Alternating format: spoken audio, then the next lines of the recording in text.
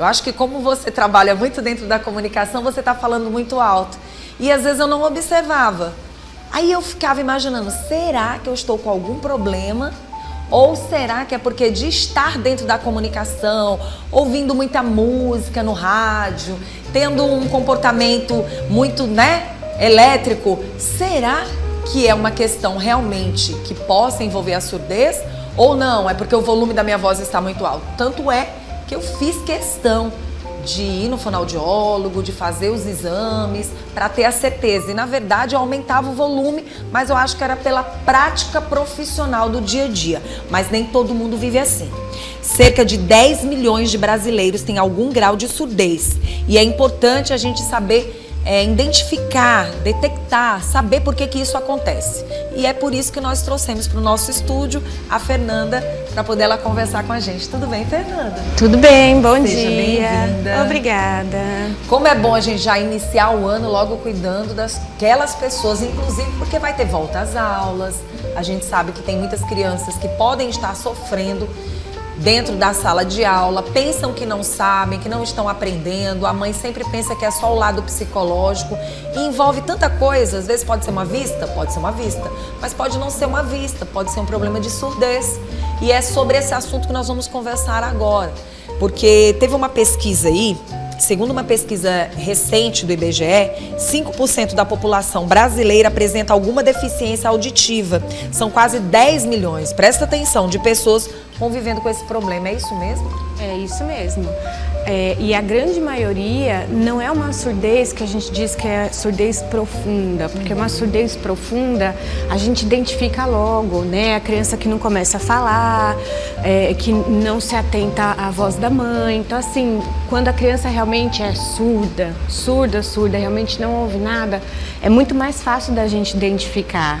Só que a grande maioria das pessoas, elas vêm perdendo a audição com o tempo, com o passar dos anos. E aí fica muito mais difícil da gente identificar. É o que você disse, às vezes está falando muito alto e aí acha que é hábito. E não é hábito, já é perda de audição.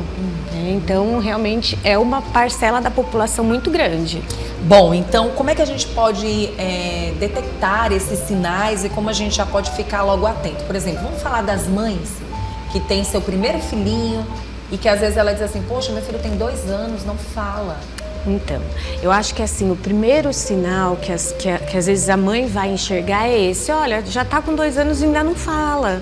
Então, o atraso na fala. Mas antes disso, ela pode ficar atenta. Por quê? Porque a mãe, às vezes, está lá amamentando, está olhando pro bebê e está conversando com ele. Ele tem que estar interagindo, né? Então, às vezes, ela cantar para ele sorrir, chamar ele pelo nome e, às vezes, ele virar. Então, assim, ó, são coisas, sinais, né? São sinais que vão acontecendo. Lógico, a criança vai amadurecendo também na audição. Então não adianta a gente querer que a criança com 1 mês vire para a mãe, né? Mas 6 meses, 1 ano, isso tem que acontecer. Se não acontecer, já é um sinal de alerta.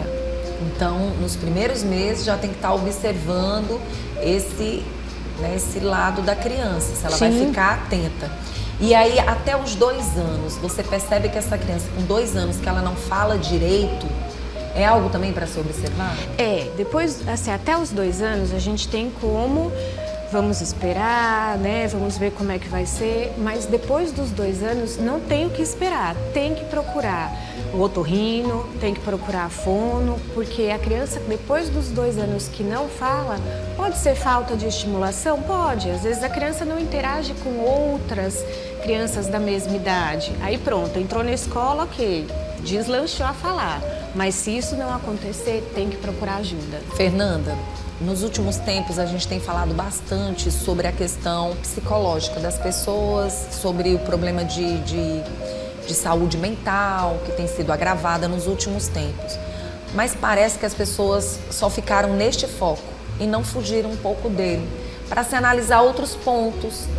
Às vezes você pensa que existe uma dificuldade, um TDAH, enfim. Mas quando você vai realmente levar ao pé da letra, a história nem era essa.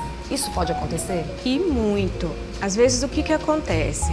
Era uma pessoa super ativa, super comunicativa e ela começa a se fechar. Por que ela começa a se fechar? Porque ela começa a não ouvir ou não entender. Então o que acontece? Eu já não vou, eu ia para a igreja, mas agora eu já não entendo o que o padre fala, então eu vou deixar de ir. E aí ela vai ficando cada vez mais do lado social e vai ficando só no mundo dela. Exato. Aí ela vai se fechando, vai se retraindo e, lógico, isso vai trazendo depressão, vai trazendo angústia. Então a surdez ela leva a um quadro de talvez depressão, ansiedade, sim. Tá? A gente está mostrando alguns pontos para você observar, para a gente então entrar um pouco mais profundamente nessa questão da surdez. Outra coisa que chama atenção para os nossos jovens, aqueles que gostam de ouvir tudo muito alto, tem uma necessidade de ouvir mais alto do que todo mundo. Isso também já é uma preocupação ou isso é um mau costume? Não, pode ser as duas coisas. Primeiro, todo adolescente que gosta de ouvir a música, a televisão alta, a gente tem que avaliar para saber, é só um hábito ou tem uma perda de audição? E esse hábito, ele pode levar à perda de audição, porque se ele está escutando, de repente, está ouvindo música num fone de ouvido durante muito tempo, com um volume muito alto, ele vai ter perda de audição. Então, assim, a gente tem que ficar atento para saber se já não tem a perda e para que ele não tenha essa perda, que ele não venha a ter. Nossa, às vezes a gente observa que tem pessoas que ficam com fone de ouvido, ficam no celular e ao mesmo tempo na TV. Eu já vi situações assim. E às vezes ambos estão altos, inclusive o fone. Isso é um problema sério que a sociedade tem que observar. Tem, porque foi o que eu disse.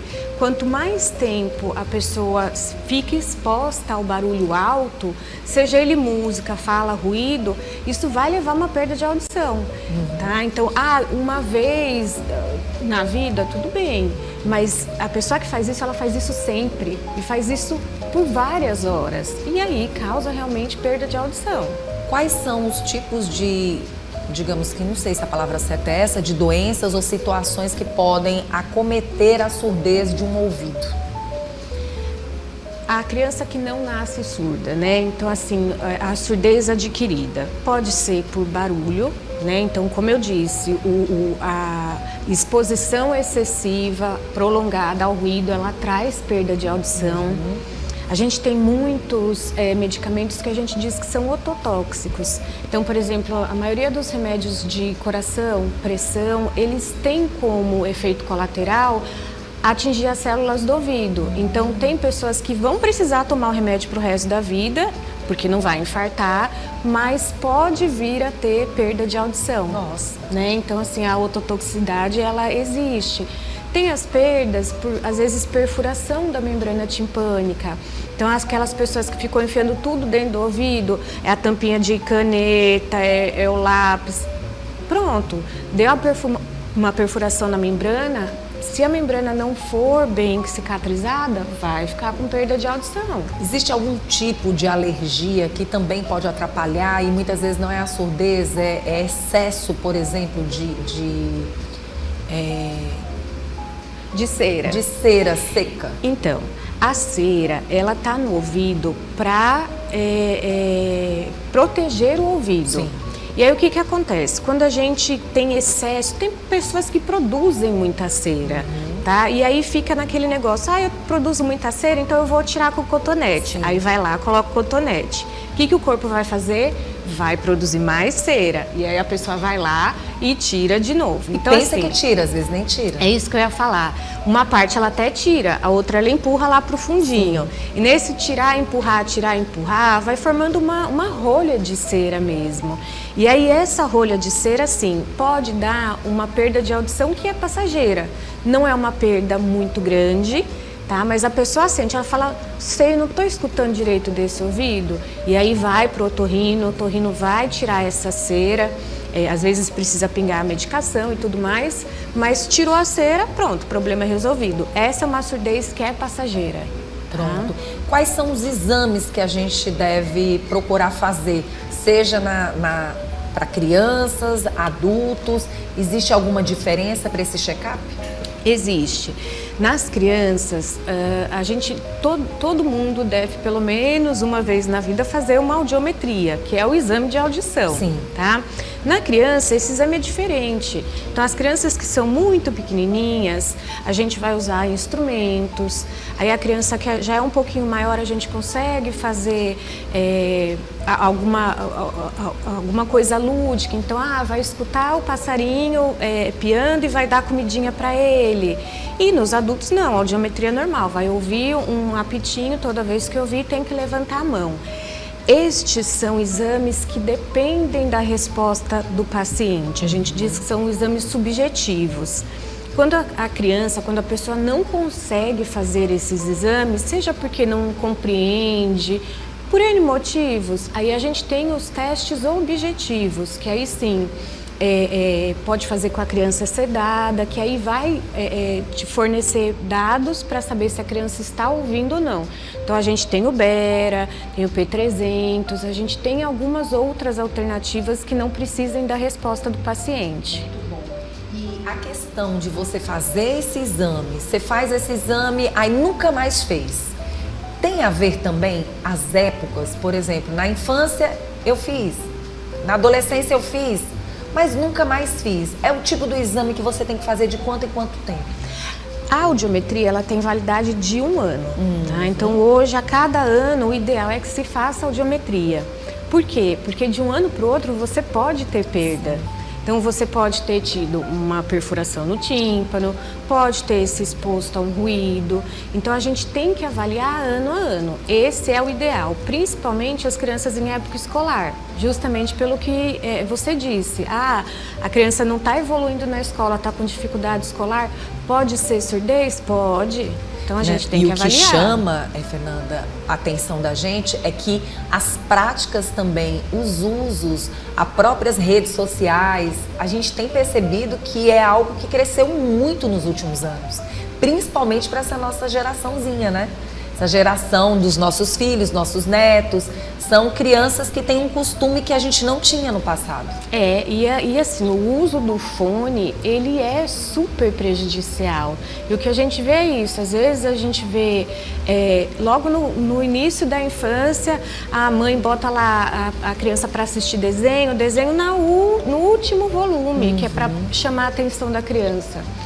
Não tá fazendo nada, né? Tá trazendo mais problemas. E a gente sabe que esse fone de ouvido, às vezes a pessoa exagera com a altura. Nossa, quando dá para outra pessoa ouvir o que você tá ouvindo no seu ouvido, eu fico imaginando. Hoje em dia, todos os fabricantes de fone de ouvido, eles seguem uma regra, não pode passar dos 110 decibéis, né?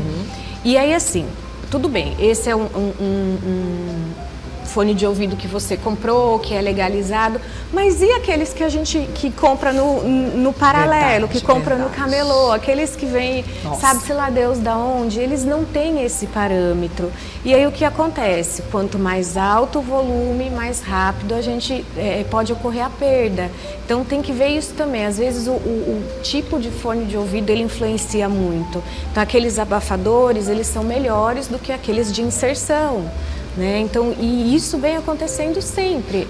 Muito bom. A quantidade de horas utilizando esse fone também vai influenciar? Com certeza, influencia a quantidade de horas e o volume. Sim. Então, assim, quanto maior o volume, menor tem que ser o tempo. Então, às vezes, tô assistindo uma aula, tô num volume adequado, num volume médio, eu posso ficar lá 8 horas. Tudo bem. Agora, eu estou escutando música, mas eu quero escutar no último volume, 1 hora, 2 horas, eu já posso ter prejuízo. Muito bom. Conversamos aqui com a nossa querida Fernanda, que é fonoaudióloga, e a gente pede para ela deixar o Instagram dela para você, que não teve todas as perguntas que você queria que fossem respondidas, mas que você pode entrar em contato com ela. Sim, é Fernanda TM, tá? É @FernandaTM. E qualquer dúvida pode procurar o Instagram, pode me procurar lá na Clínica Otorrinos também. E vamos fazer check-up, vamos cuidar. Bora fazer check-up, né? Inclusive, Você ainda tem quase 2 semanas. A gente tem essa semana e a outra ainda para muitas crianças voltarem às aulas realmente. Então, eu acho que deu para elas se divertirem um bocadinho. Próxima semana, corre no fonoaudiólogo, vai ver como é que tá a saúde do seu filho, observa tudo direitinho para que você possa ficar tranquila. Sim, né? super importante. Vamos Obrigada, cuidar, tá? viu? Seja sempre bem-vindo ao nosso programa, continue aqui um pouquinho. Obrigada.